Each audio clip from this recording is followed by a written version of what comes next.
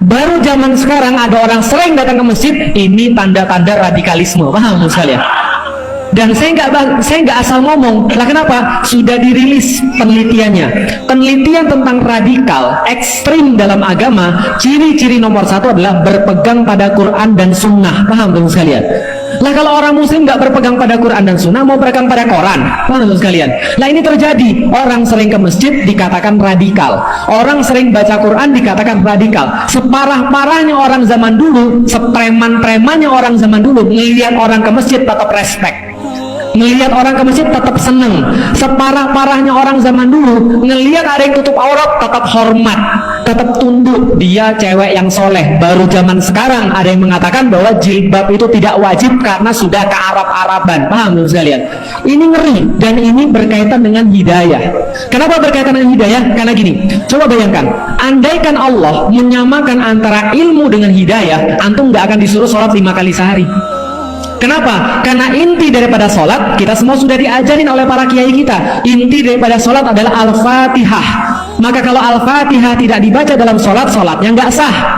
Inti daripada Al-Fatihah dalam 7 ayat yang berulang-ulang yang Anda baca, inti daripada Al-Fatihah adalah permintaan hidayah kepada Allah. Ihdinas siratal mustaqim. Itu intinya. Dari awal Anda itu cuma dalam tanda kutip ya, kalau seorang laki-laki menggoda wanita, kita itu dalam tanda kutip adalah menggoda Allah dalam tanda kutip. Kenapa? Ya Allah, bismillahirrahmanirrahim, alhamdulillahi rabbil alamin. Itu semua menyanjung Allah. Ar-Rahman, Ar-Rahmanirrahim, Maliki yaumiddin, iyyaka na'budu wa iyyaka nasta'in. Merendahkan diri kita serendah-rendahnya, mengangkat Allah setinggi-tingginya, seolah-olah kita sedang menggoda Allah dalam tanda kutip karena kita punya permintaan.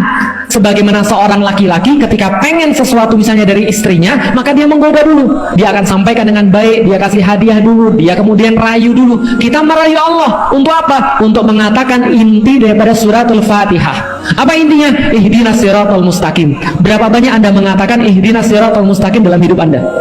Dalam satu kali, dalam sehari berapa banyak? 17 kali. Ihdinas siratal mustaqim, 17 kali Anda minta pada Allah. Maka nggak ada satupun orang di sini yang cukup berani mengatakan, Ustadz, saya sudah minta hidayah 2 tahun yang lalu, alhamdulillah.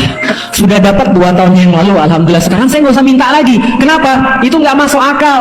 Kenapa nggak masuk akal? Karena hidayah itu bukan barang kayak ilmu.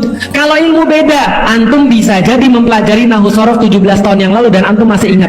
Antum bisa jadi mempelajari tentang ilmu faraid 20 tahun yang lalu dan antum masih hafal.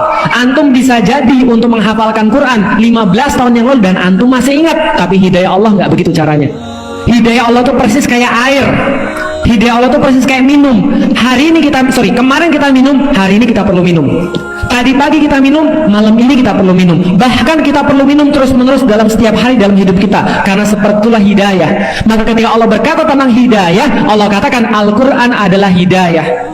Syahrul Ramadan alladzi unzila fihil Quran huda linnas. Sesungguhnya Al-Quran itu adalah huda linnas, adalah petunjuk bagi manusia. Maka benar tadi ketika dinasihati oleh Allah yarham, maka bacalah Quran. Kenapa? Itu kayak air.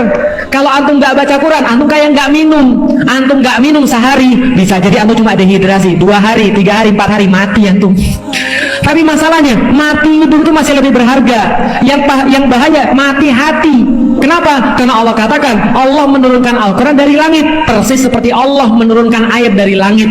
Maka kalau Anda lihat dalam Al-Quran, kata-kata Allah untuk Al-Quran dengan kata-kata Allah untuk air sama. Anzala minas sama, Allah menurunkan dari atas langit apa? Al-Quran.